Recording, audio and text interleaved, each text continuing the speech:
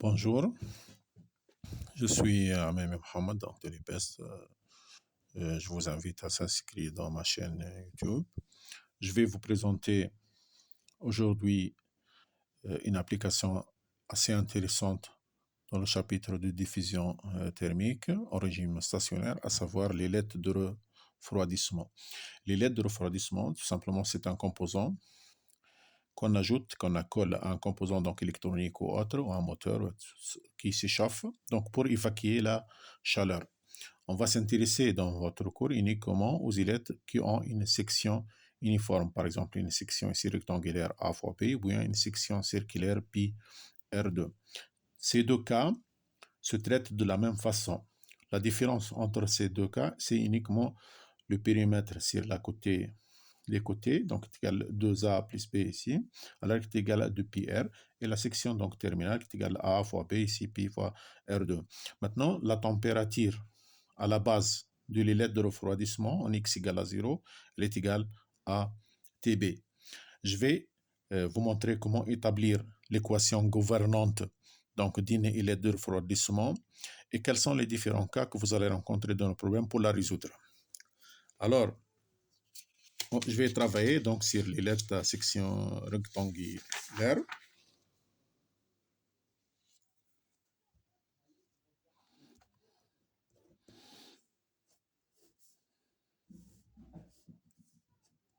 Voilà, je vais représenter de nouveau donc les lettres.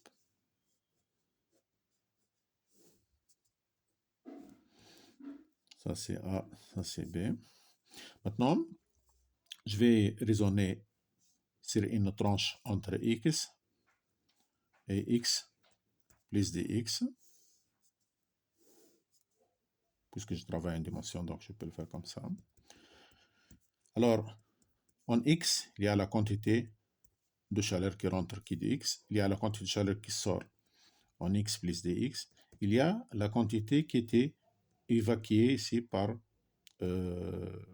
convection. Je vais noter H, le coefficient de convection, et la température du fluide qui est l'air en général, T infini. Donc, je fais faire le bilan d'énergie. Donc, puisque je suis en régime stationnaire, donc ce qui entre égale ce qui sort. Donc, ce qui entre, c'est qui de x, et ce qui sort, c'est qui de x plus dx, plus la quantité évacuée par convection. Donc, je vais utiliser la loi de Newton. Donc, c'est H qui multiplie la surface latérale ds fois T moins T infini fois dt. Et dq, je vais l'écrire j de x fois s fois dt égale j de x plus dx fois la même surface s fois dt plus h fois ds latéral fois t moins t infini fois dt. Je peux éliminer le dt. Maintenant, la surface S est égale à AB. C'est la surface dans laquelle se fait la convection. C'est cette section. Puis, la surface latérale, tout simplement, c'est le périmètre qui multiplie dx. C'est cette surface. C'est les quatre côtés, bien sûr.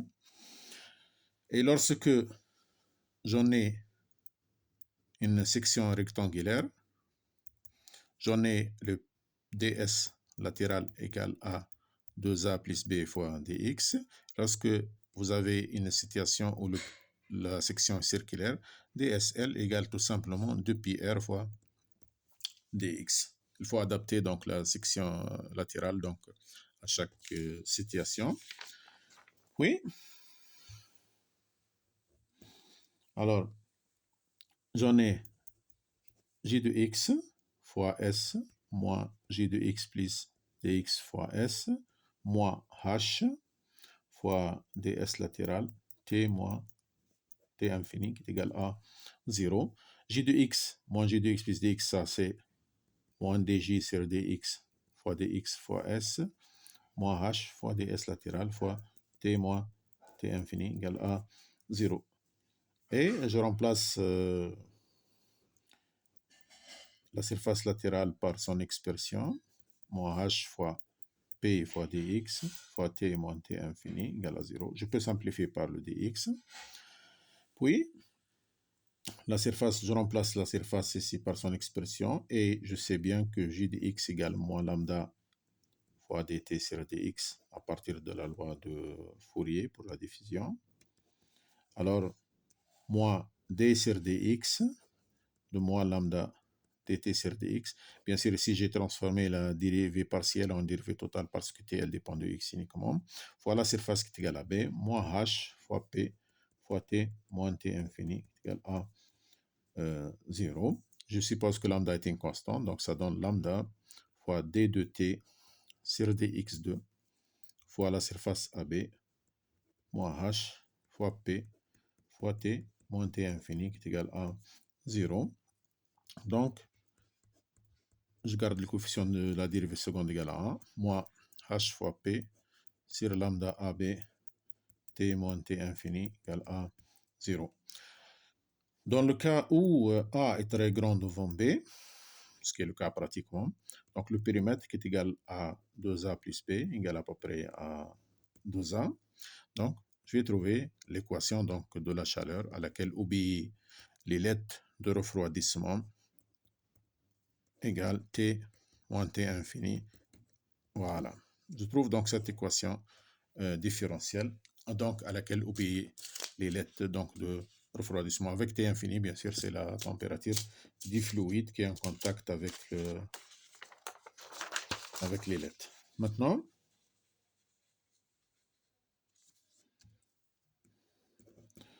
on pose m carré égale 2h sur lambda b.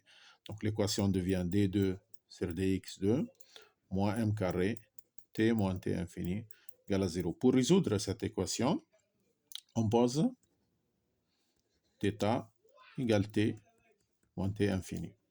Donc puisque t infini est une constante, donc la dérivée ici, je peux remplacer par θ directement. d2 dθ sur dx2 moins m carré fois θ égale 0. Cette équation, c'est l'équation gouvernante donc pour une lettre de refroidissement. Sa solution, tout simplement, c'est une somme de deux exponentielles, a exponentielle moins mx, les exponentielles mx. Avec a et b, ce sont des constantes à déterminer à partir des conditions initiales.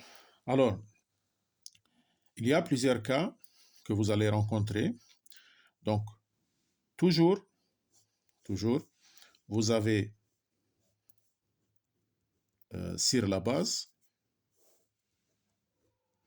la température est fixe. C'est-à-dire vous avez ici T en X égale à 0, égale à TB. Mais les conditions limites que vous allez imposer sont sur cette surface libre, AB. On peut avoir différentes conditions aux limites que je vais citer maintenant. La première hypothèse, donc on peut supposer que l'ailette est infinie. Sa longueur est très grande. Alors, lorsque la longueur tend vers l'infini, c'est-à-dire que la température en X égale à L, tout simplement, elle est égale à T infini. Avec la condition qui se trouve sur la base déjà qu'on connaît, donc avec ces deux conditions limites, je peux résoudre l'équation et déterminer les constantes A et B. La seconde situation, c'est lorsque vous avez une surface libre adiabatique.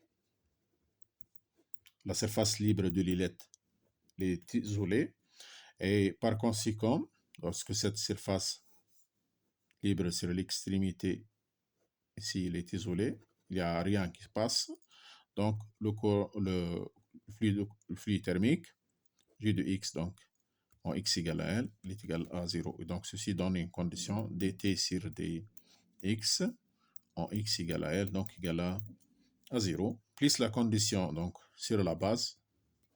Donc vous avez deux conditions limites. Donc vous pouvez résoudre l'équation pour déterminer les constantes A et B. La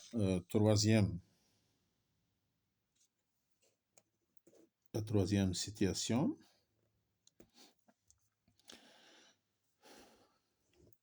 c'est lorsque nous avons convection sur la surface libre. Sur cette surface libre, il y a donc un fluide donc avec lequel il échange donc de l'énergie, de la chaleur. Et par conséquent, il y a continuité ici, continuité du flux. Vous avez ce côté-là, donc moins lambda dt sur dx en x égale à L, ça c'est le flux de conduction, égal au flux de convection h fois t moins t infini, bien sûr, en x égale à L. La quatrième situation, c'est lorsque la surface libre a une température fixe. C'est-à-dire que vous avez T en X égale à L, tout simplement, égale à T de L. Avec la condition toujours en X égale à 0, est égal à TB. Vous avez les deux conditions, donc. Puis, la cinquième situation, c'est la surface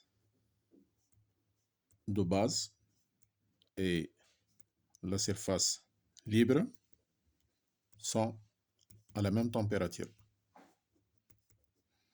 C'est-à-dire que on fixe, on veut refroidir à une certaine température égale à la température de la base. Donc Tx égale à L égale à Tb et Tx égale à 0 égale à Tb. Bien sûr, puisqu'ici la température elle est la même sur les deux faces extrêmes, sur ces deux côtés, c'est cette température, donc c'est Tb, et de l'autre côté, vous avez CTB. Le maximum de température se fait en L sur 2. C'est un cas symétrique ici. Voilà.